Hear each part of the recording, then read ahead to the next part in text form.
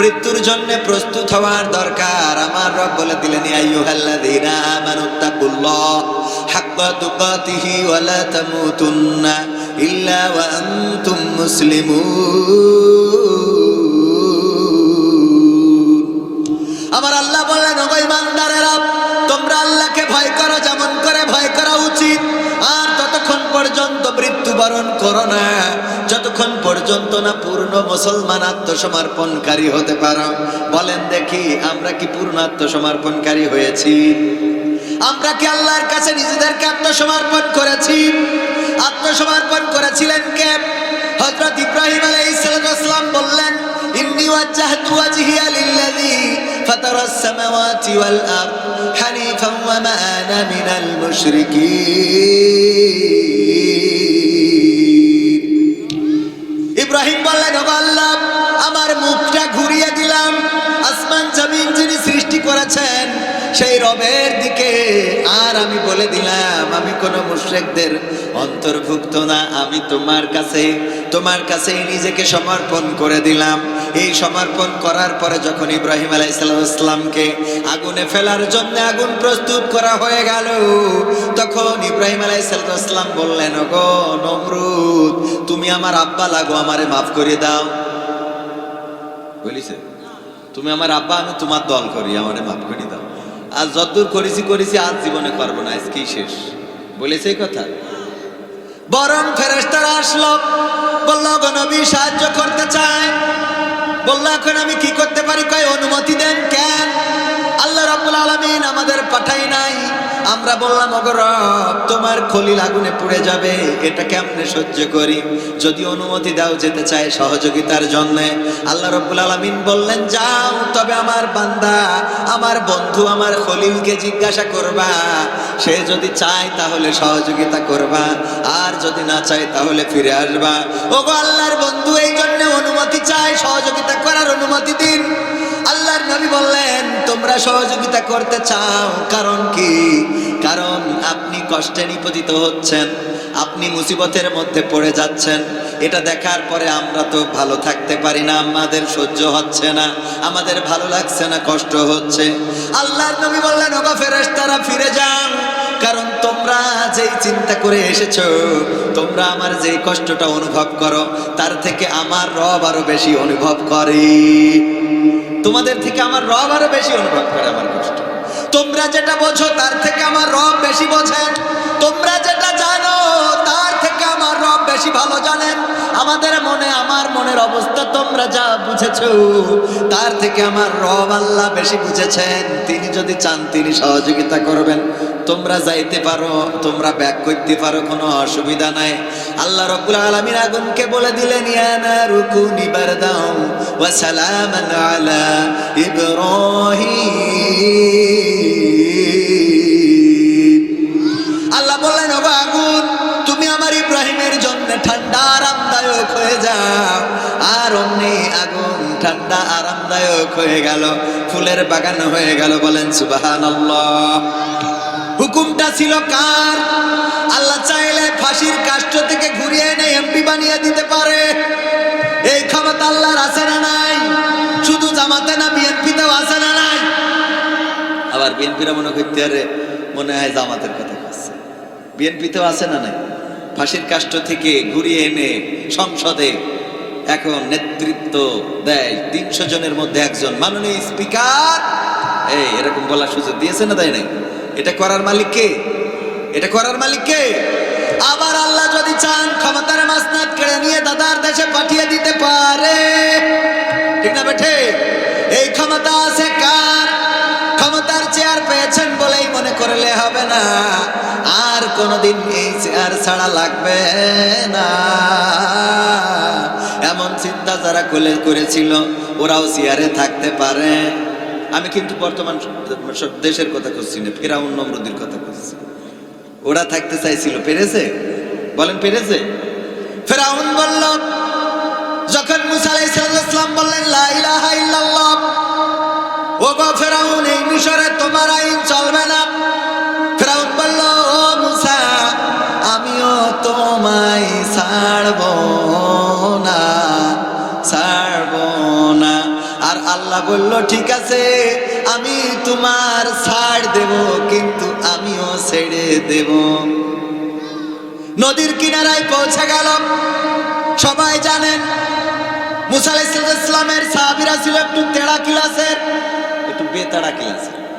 মানে ওদের যত যাই করেন ওরা মানে কোনোভাবে, আপনাদের বিলাটেও অনেক লোক থাকতে পারে, মানে যত সুন্দর মসজিদ হোক না কেন নামাজই পড়বে না। আপনার সুন্দর মসজিদ করিলাম কি, ওর মসজিদ তো এসি কে, হ্যাঁ তেড়া মার্কা কিছু বলছিল সুন্দর মসজিদ হইস তো কি হয়েছে, ও পড়বে না, ও কবরে যাই ওই সেই এর মতো বুদ্ধি করি চলবে। এরকম কিছু আছে না। একজন মারা যাওয়ার সময় বলতেছে যে আমি মারা যাওয়ার পরে ওই গোরস্থান থেকে একটা ওই পুরাতন কাফনে নিয়ে আমার বাবা দাফন করে দিস। তো বলতেছে এটা কোনো কথা যে পুরাতন কাফনের কাপড় কে 12 বাজারতে নতুন দামি কাফনের কাপড় কিনে তোমার কবর দেব? তো বলতেছে আরে না, এটা একটু করতে হবে, কারণ সমস্যা আছে। কি সমস্যা আব্বা? কই সমস্যা আছে, তোরা পুরনো কাফন দিয়ে আমার দাফন করবি। আব্বা এটা কই যাচ্ছে? তা বলতেছে শোন, সারা জীবন তো আল্লাহর নাফরমানি করেছি, গুনাহ জিনা ব্যভিচার চুরি চামারি, মসজিদে যাই নাই, নামাজ পড়ি নাই, রোজা করি নাই। তো কবরে যাওয়ার পরে তো ফেরেশতারা বলবে মান রব্বুকা মান দীনুকা মান নাবিয়ুকা, আমি তো এটা কইতে পারবো না, কারণ এইগুলো তো করি নাই। তো আমি যখন আমার টাইনি তুলি বসাই জিজ্ঞেস করবে, আমি কব যে আর কতবার এই প্রশ্নের উত্তর দেব, আর কতবার দেব? তখন ফেরেশতারা বলবে কেন? তা তখন আমি আমার কাফনের কাপড় দেখাই বলবো এই কাফনের কাপড় দেখে বোঝা যাচ্ছে না আমি কি আজকের লাশ? কাফনের কাপড় ছিঁড়ে যাবে লেগেছে, বুঝলি? হ্যাঁ, আর আমার আওয়াজ জিজ্ঞেস করতেছে, হ্যাঁ এই বুদ্ধি চলবে ওখানে? এরকম বুদ্ধি করে পার পাওয়া যাবে? তো আসলে বিষয়টা হলো কি দেখেন, আবু জাহেলের বাড়ি আপনারা যারা গিয়েছেন তারা তো জানেন আবু জাহেলের বাড়িটা কি হয়েছে? হাম্মাম, আরবিতে সম্মানের সাথে বললাম। আর একটা কথা বলি সহজে বুঝবে, আমরা বাংলাদেশে না, ঠিক কি না? সৌদি আরবের থেকেই তো আমরা ইসলাম পাইছি, কথা কয় না? আমরা মুসলমান তো আরব দেশ থেকে, তাই না? তো আমরা মুসলমান হিসাবে মনে করি যে ইরানও শিয়া হোক যা হোক আমাদের মুসলমান একজন ভাই। আপনারা ইরানের বিপক্ষে এখানে কেউ আছেন মনে হয়? কিন্তু সৌদি আরব ইরানের বিপক্ষে সহ্য না করি পারেন। এই ঠিক বলছি না ঠিক বলছি? আমরা কেউ ইসরায়েলের পক্ষে আছি, ডোনাল্ড ট্রাম্পের পক্ষে আছি? তো যে থেকে ইসলাম পালাম ওরা সব গড়ে মিলে ওকে ছাত্র, ওরা সব ওকে সাথে জোট করিস। তার মানে আপনার মক্কা মদিনা বাড়ির কাছে হলেও আপনি মুসলমান হবেন এই মনে করার দরকার নেই, এত সহজ না পাবেন, কথা কয় না? মক্কা মদিনা ওদের ঘরের মধ্যেই, আর ওরা যে ডোনাল্ড ট্রাম্পের দাওয়াতকে নিয়ে আসে, বেনিয়ামিন নেতানিয়াহুর সাথে মিটিং করে, কয় যে হামলা সালাম আমরা আছি, ঠিক না বেটে? এই বলে না বলে না? তার মানে বাড়ির মধ্যেই ঘরের মধ্যেই কাবা থাকলেই আপনি বেহেশতে চলে যাবেন, এত মনে করার দরকার নেই। আবার ফেরাউনি রান্নাঘরে রান্না করি সেও জান্নাতের বাসিন্দা হয়ে যাবে, কথা কয় না? আসি আলাইহিস সালাম ফেরাউনির সাথে একসাথে শুয়ে থেকেছে, বাচ্চা হয়েছে, সব হয়েছে, ভালোবাসা প্রেম প্রীতি, একটা জাহান্নাম একটা জান্নাত। সুবহানাল্লাহ বলবেন না? এইটাই হলো আল্লাহ রাব্বুল আলামিনের। হযরত নূহ আলাইহিস সালাম নৌকায় উঠতে বলল, স্ত্রী বলছে আমি টিকটক করি বেড়াবো। মানে এখনকার সময় হলে টিকটকের কথা বলতে, কথা কয় না? এখনো আছে না নাই? স্বামী কয় খবরদার তুই টিকটক করবি না, কয় তোর তালাক দিয়ে চলে যাচ্ছে। আমি টিকটক করবো তোর বাপের কি? তুই স্বামী নেই, স্বামী আমার টিকটকে মেলা আছে, এরকম আছে না নাই? ওই রকম নূহ নবীর স্ত্রী টিকটক করে। এখনকার সময়ের সাথে মেলছে তো? একদম মিলাই নেবেন বাবারে, একই কথা। নৌকায় চড়তি বলিছে, তার মানে আমলিক করতে কইনি, মানে নৌকাটা এক সময় ভেসে উঠবে, এইটাই চড়তি বলিছে। আর আমরা কিসে চড়তি বলি? আমরা বলি বাবা এই টিকটক মিকটক ছাড়িয়ে কোরআনের পাল্লায় চল, এই না? একই তো কথা। এখন এই কয় যে না মসজিদে আমার যাওয়া হবে না, নামাজ পড়া হবে না, কোরআন পড়া হবে না, ওগুলো ভাই বাদ রাখো, আমি এখন রিলস করব। কি করবে? ট্রেন রোডে যে তুম পাশে আয়, এগুলো করে বেড়াবে, দেখে নেকে একজন গান, ওখানে নাচ, আছে না নাই মা বোনদের? এগুলো থামানো যাচ্ছে না। তা আমার স্ত্রী তাই মাঝে মাঝে ঝোঁক মারে, মানুষের কথা কি? মনে মনে করে এত সুন্দর চেহারা খালি আমার স্বামী দেখলো, আর কারো দেখাতে পারলাম না। মানে ওরও মাঝে মাঝে মনে হয় আল্লাহ এত সুন্দর চেহারা দিয়ে খালি শুধু তুমি দেখবে, আর লোক দেখবে না, আর লোকের হক নেই। সত্য বলছি। সবাই চিন্তা করে যে আমরাও যদি ফেমাস হইতে পারতাম, হ্যাঁ কি বলে তো, হ্যাঁ ওরাও তো মাঝে মাঝে, হ্যাঁ হ্যাঁ হ্যালো। তো যাই হোক, এটা কেন বললাম, এখন এই যে নদীর কিনারায় পৌঁছে গেল, বেতাড়া বলতে যে আর কি। তো একটু বেতাড়া ক্লাসের ফেরা মুসা আলাইহিস সালামের একবার আল্লাহ রাব্বুল আলামিন বলল তুমি একটা গেট করো। ওরা তো যেহেতু সিজদা করতে চায় না, ওই গেটের মধ্যে এমন কায়দা করে দিবা যে ওরা উঞ্জুর না বলি ঢুকবে, তাই তো, যে সুন্দর করে মাথাটা নিচে করে ঢুকবে।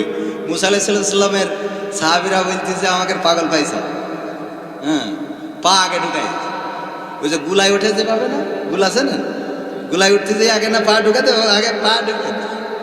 আমরা সিজদা দেবো, এত পাগল পাবনি আমাকে। এরম কিছু আল্লাহর বান্দা আছে না নাই?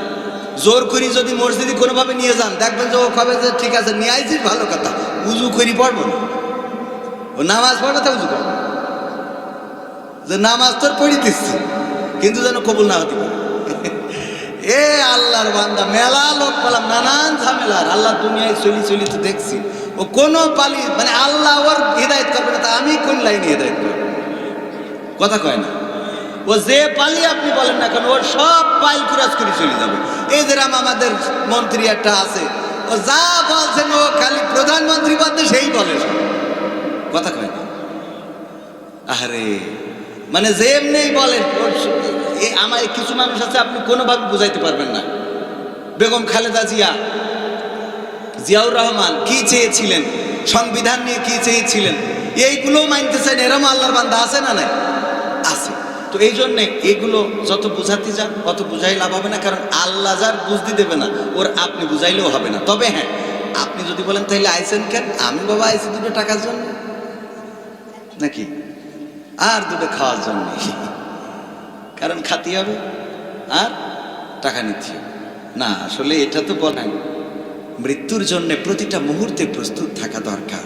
এবার আমার যুবকদের আর একটা কথা বলি। আমার যুবকেরা মাঝে মাঝে মনে করে চুলের কুত্তা কাটিং মাটিং দিলে মনে হয় খুব ভালো দেখা যায়, একটু ছিঁড়ামিড়া প্যান্ট পরলে এমনি সেমনি মেশিন টেশিন বেরোইলে মনে হয় ভালো দেখা যাবে।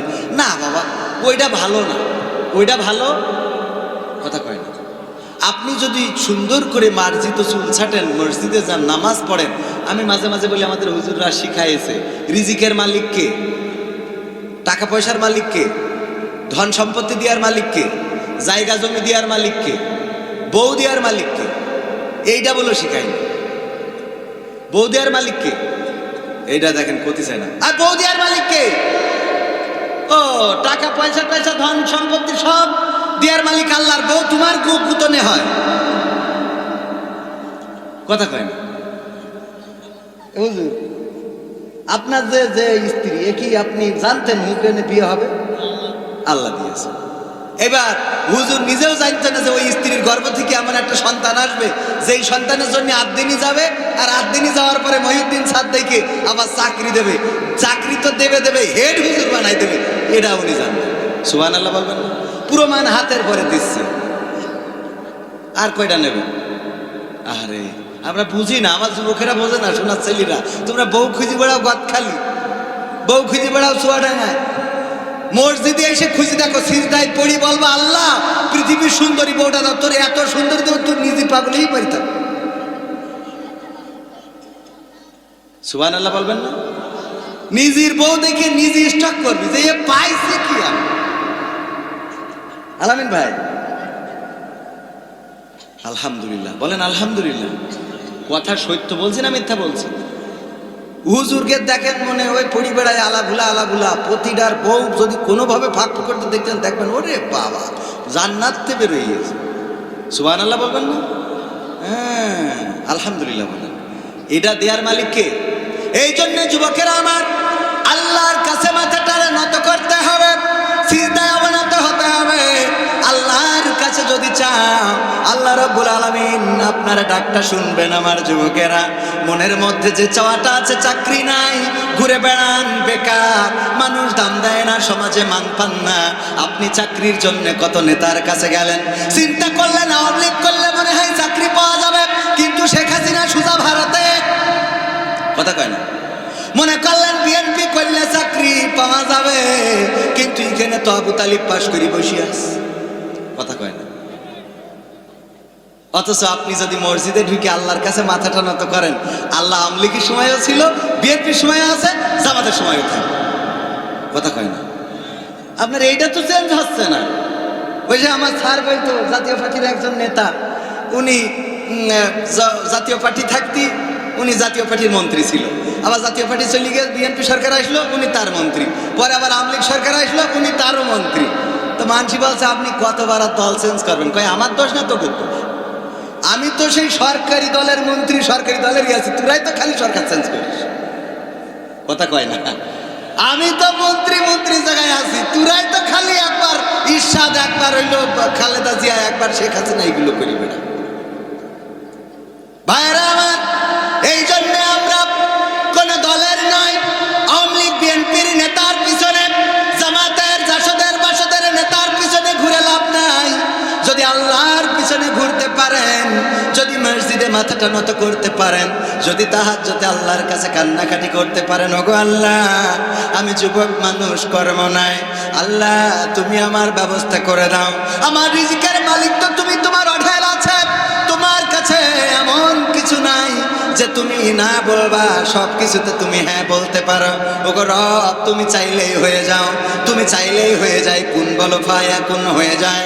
ওগো রব তুমি দয়া করে আমার রিজিকটা প্রশস্ত করে দাও, আমার চেহারাটা সুন্দর করে দাও, আমার রোগ দূর করে দাও, আমার গুনাহ ক্ষমা করে দাও, আমার স্ত্রীকে ভালো করে দাও, আমার পরিবারকে কবুল করে নাও, আপনজনদেরকে ক্ষমা করে দাও। গভীর রাত তাহাজ্জুদের নামাজে যদি আল্লাহর কাছে কান্নাকাটি করতে পারেন, সিজদাটা যদি আল্লাহর কাছে দিতে পারেন, আল্লাহ রাব্বুল আলামিন আপনার রিজিককে প্রশস্ত করে দিবেন। সুবহানাল্লাহ বলবেন না? আল্লাহ রাব্বুল আলামিন আপনার রিজিককে প্রশস্ত করে দিবেন। আল্লাহ রাব্বুল আলামিন আপনার স্ত্রী নাই, বিয়ের ব্যবস্থা করে দিবেন। আপনার সংসার চলে না, সেই সংসার চালানোর ব্যবস্থা করে দিবেন। আপনার জায়গা জমি নাই, ব্যবস্থা করে দিবেন। আল্লাহ রাব্বুল আলামিন সবকিছু পারে না, পারে না? এই বিশ্বাস আমাদের আছে না নাই? ওই মুসা আলাইহিস সালামের ওখানে যাওয়ার পরে ওই মুসা আলাইহিস সালামের সাহাবীরা বলছে, তোমার কথা শুনি তাহলে কি ক্ষতির মধ্যে পড়ে গিয়েছে?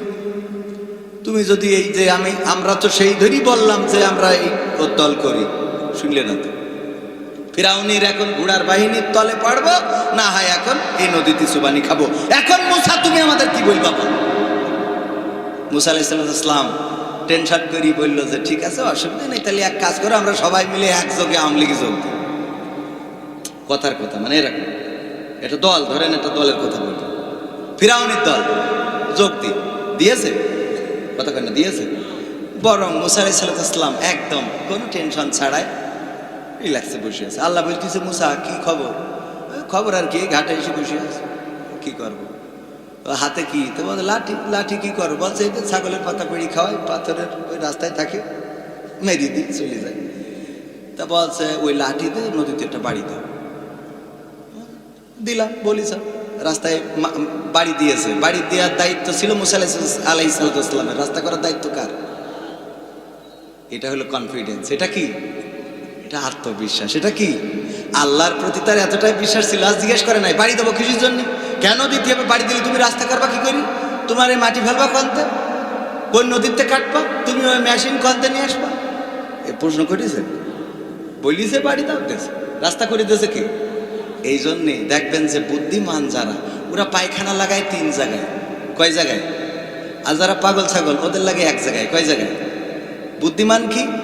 ওর জুতোর তলে কি একটা লেগেছে, ঘষা দিয়ে খানিক পরে চিন্তা করে কি লাগলো রে আমার হাতে, নিয়ে তারপর আবার নাকে ঘষে যে এটা কি। আর যে পাগল সে কি করে, লেগেছে ডেইলি আর যা লেগেছে। কথা কি বোঝা গেছে? এই জন্য আপনি যদি আল্লাহর পাগল হন, এরকম সহজ রাস্তা হয়ে যাবে, $1 সোজা জান্নাতে। সুবহানাল্লাহ, $1 সোজা জান্নাতে। বলিছে হুজুর আল্লাহর পথে চলতে, আলহামদুলিল্লাহ আল্লাহর পথে চলি, আল্লাহ রাব্বুল আলামিন বলবে বান্দা আমি তোর ক্ষমা করে দিলাম। সুবহানাল্লাহ। আর বুদ্ধিমান যারা বুদ্ধি করি করি করি করি করি করি লাস্টে দাড়ি কাটলো, সালমান এফ রহমান, কথা কয় না, বুদ্ধি করে চলিছিলি, লাস্টে তুই নৌকায় চড়বি চড়, তো অসুবিধা, দাড়ি কেটে চড়ার কি দরকার? কথা কয় না, এও বুদ্ধির অংশ। দাড়ি কেটেও কি রক্ষা হইস বলেন? তার মানে পাগলাম, ওই যে বুদ্ধিমান, পায়খানা লেগেছে কয় জায়গায়, কয় জায়গায়। যা দাড়ি ছিল আমরা দেখি তো মনে করতাম জামাতের আমির। ও যদি ওই সময় আমাদের সামনে আসতো তাতেও আমরা আমির বলি মেনে নিতাম। ও কেইঠিতে বুঝাই দিলে যে আমরা এ দলের না। ঠিক না বে ঠিক? আচ্ছা, আমার হুজুর বললো 10:30 তো পার হয়ে গেল। তো ভাইয়েরা আমার, আপনারা কি অখুশি হয়েছেন?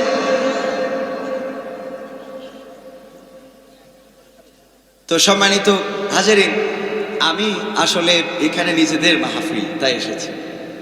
আপনাদের এখানে যেভাবে আমার আমিনুস স্যার বলেছে, আমি বলেছি স্যার বৃহস্পতিবার, রবিবার, এটা কি বার? বৃহস্পতিবার।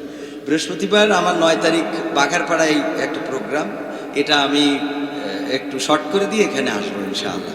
তো আলহামদুলিল্লাহ আমি এসেছি আপনাদের মাঝে। আপনারা অখুশি হয়েছেন?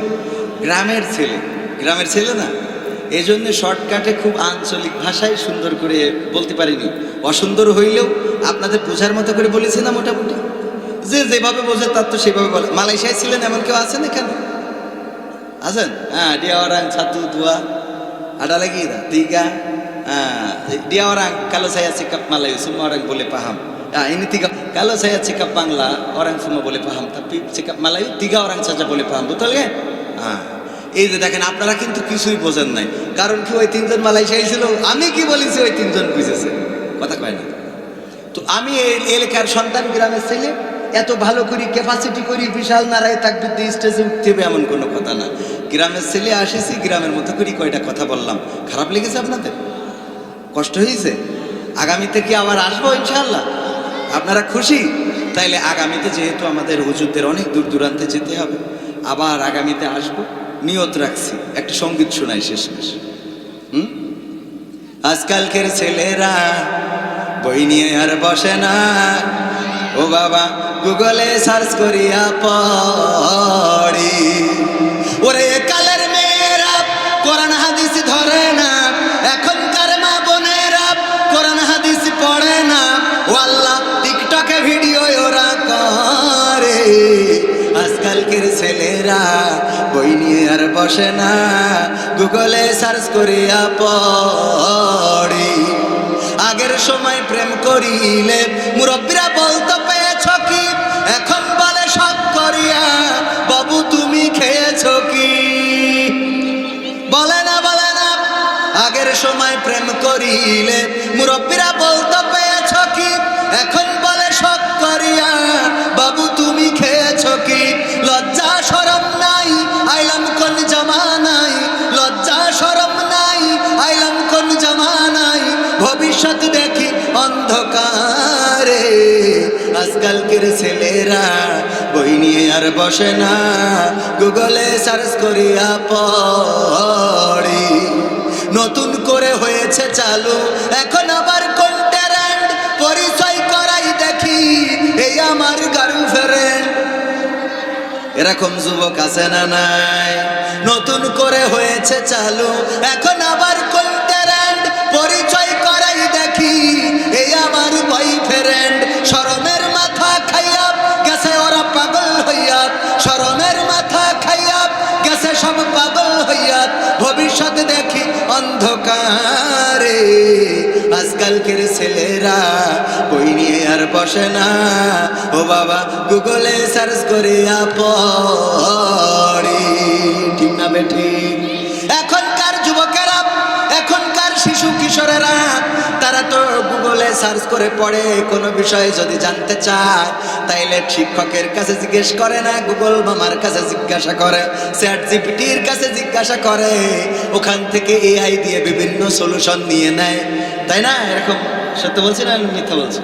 ও আমার ভাইরা, এইগুলো এখনকার এখনকার যুবকেরা করে। আর আমার মা বোনেরা আগের সময় সকালবেলা কোরআন তেলাওয়াত করতো, ফজরের নামাজের পরে গুনগুন গুনগুন করে কোরআন তেলাওয়াত করতো, বাড়িতে বাড়িতে কোরআন তেলাওয়াত শোনা যেত। লম্পের আলোতে আমার মাকে দেখেছি, আমার গ্রামবাসীকে দেখেছি, বৈদ্যুতিক বাতি ছিল না, লম্পের আলো জ্বালিয়ে অথবা হারিকেনের আলো জ্বালিয়ে সন্ধ্যার পরে মাগরিবের নামাজের পরে ইশার আগ পর্যন্ত কোরআন তেলাওয়াত করতো। বলেন দেখি এখন বিদ্যুতের বাতি হয়েছে, বাড়িতে ফ্যান হয়েছে, এয়ার কন্ডিশন হয়েছে, আবার বাড়িতে ওয়াশিং মেশিন হয়েছে, এত পরিবেশ হয়ে যাওয়ার পরেও আমার মা বোনেরা কি একটু কোরআন নিয়ে বসে নাকি? আছে বলতে পারবেন? আমার মা যত কোরআন পড়ে আমি তত পড়ি না, আমার স্ত্রীও তত পড়ে না। ও আমার ভাইরা, আমরা লেখাপড়া তো অনেকটাই ছেড়ে দিচ্ছি, আবার নতুন করে আইন হয়েছে শনিবার বুধবার, শনিবার সোমবার আর বুধবার 3 দিন আমাদের হাটবার। এই 3 দিন ক্লাস চলবে সরাসরি অফলাইনে, আর 3 দিন হবে অনলাইনে।